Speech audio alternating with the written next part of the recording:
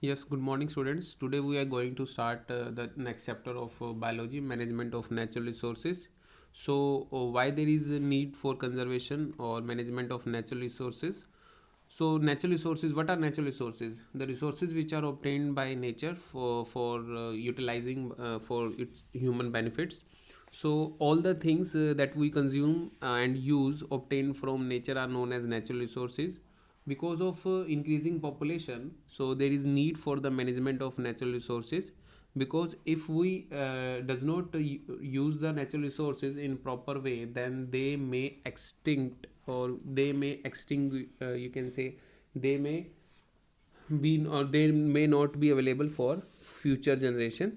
So the proper management of natural resources consists of judicious use of natural resources, avoiding the wastage. Second, the use of natural resources should be there by long term perspective. Third, exploitation of natural resources should not be for the benefit of few peoples, but should be distributed equally for all. And while extracting and using natural resources, we should also plan for safe disposal of waste so that no damage is caused to the environment. So, management of natural resources require a long-term perspective.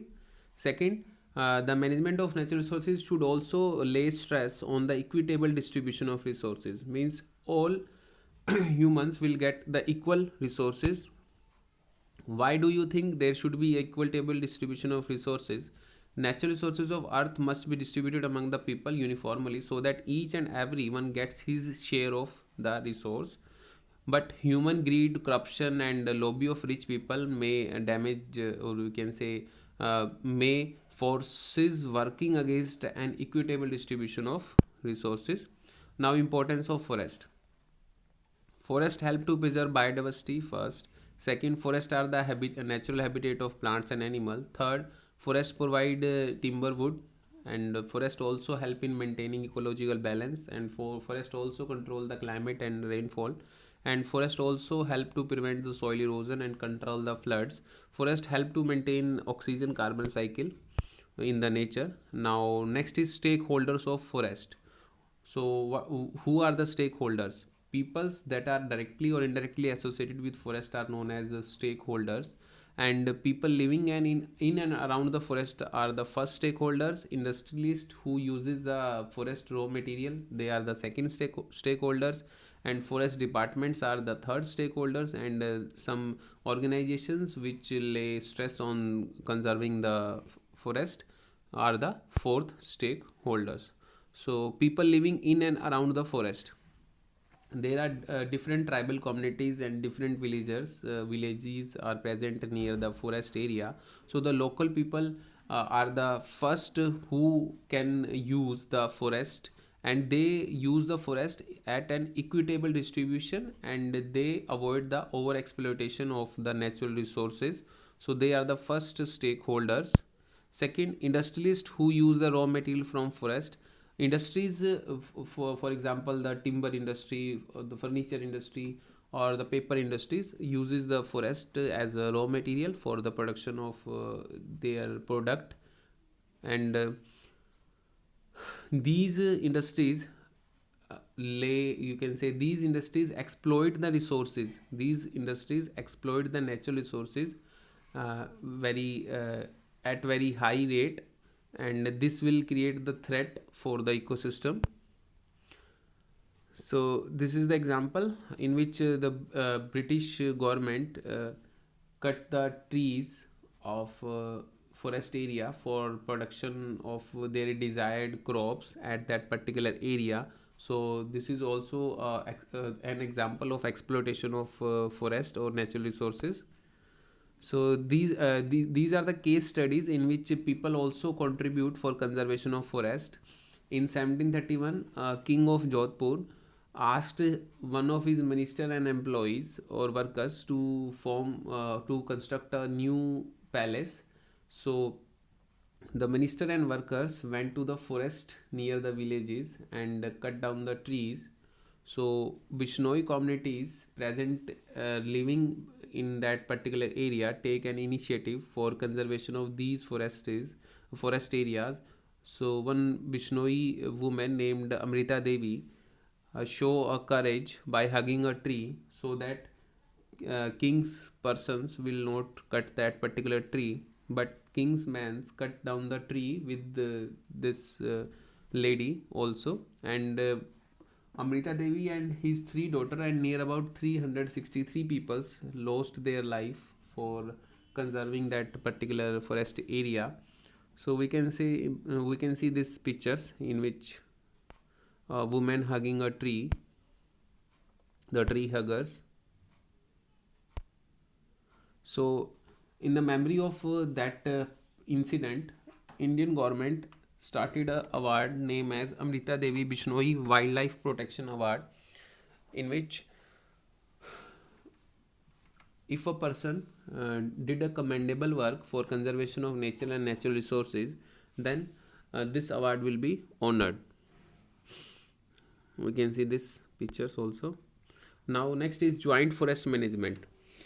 This is a management level, or you can say this is a project start in which the local peoples are included for the conservation of natural resources or nature. We can see in the last point,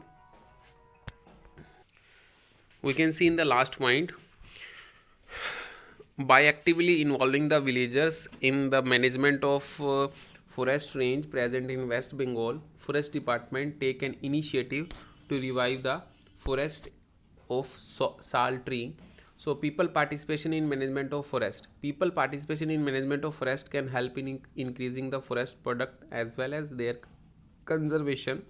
A beginning was made in forest range of West Bengal, in which A.K. Banerjee involved the villagers of that particular area for conservation of forest area, and in which villagers are given employment, and they also share the profit from the forest product, and they are allowed to cut the firewood, they are allowed to cut the, you can say, tree, or get the fodder for the animals.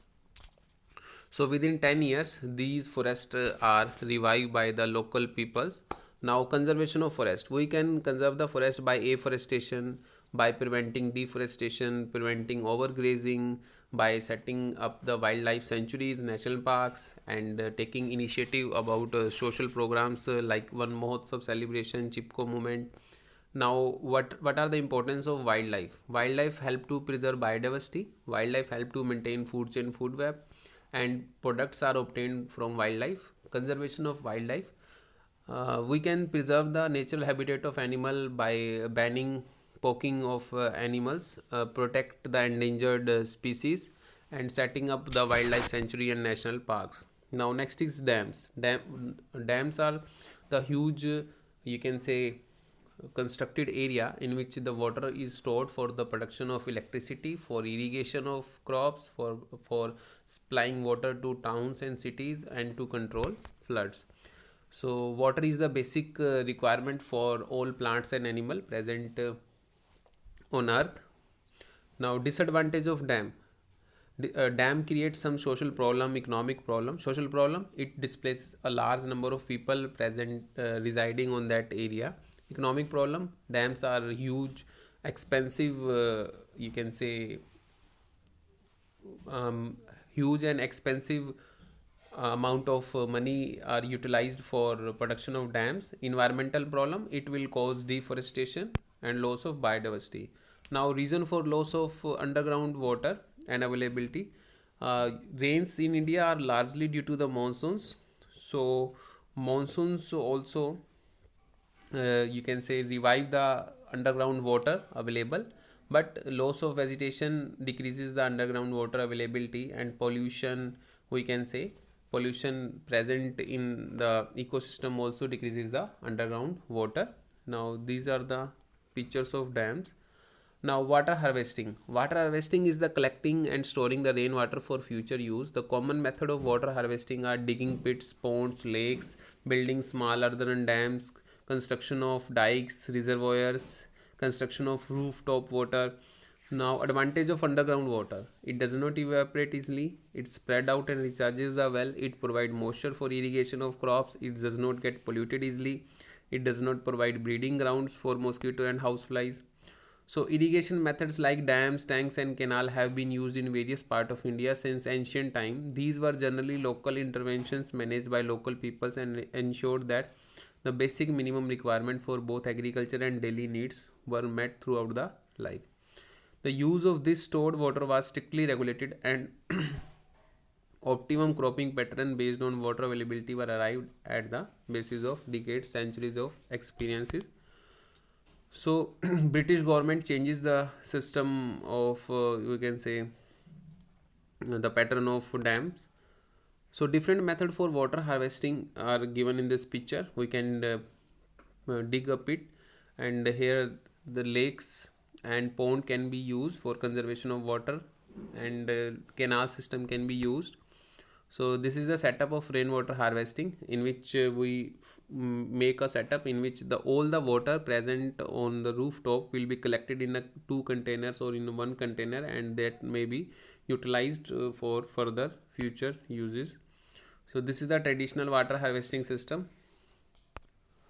Now water harvesting system, different regions of India contain different water harvesting system, and they have different names also. For example, Khadins in Rajasthan, Bandras Tals in Maharashtra, Kuls in Himachal Pradesh. So these are the water harvesting system. Watershed management and its aim. Water management aims for the scientific use of water for primary and secondary development of human being, and these water resources should be used in a proper way so that it can be you can say used by future generation also. Now coal and petroleum. Coal and petroleum are the fossil fuels formed by the decomposition of dead plants, and it will take millions of years. So these are the non-renewable resources of energy. Once these resources are used, you can say they may extinct, and the use of coal and petroleum will produce carbon dioxide, the greenhouse gases, and it will create global warming also. And acid rain formation may be there if we use the excessive coal and petroleum, and it will lead to production of sulfur dioxide and nitrogen oxide, and when this combine with water, and then it will form the acid rain. And global warming also lead to melting of polar ice and rise in the sea level. So we can take the different initiative for conservation of nature and natural resources. First, taking a bus instead using personal vehicle, using bulbs or fluorescent bulb in your home, using the lift or taking the stairs, wearing an extra sweater or using a heating device. So by this we can use the environment resources at an you can say sustainable level. Advantage of sustainable natural resources management. It is the process in which the resources are used in such a way that the resources will be equally available for future generation also, and the resources are equitable distribution, and exploitation should be minimized. So these are the advantage of sustainable natural resources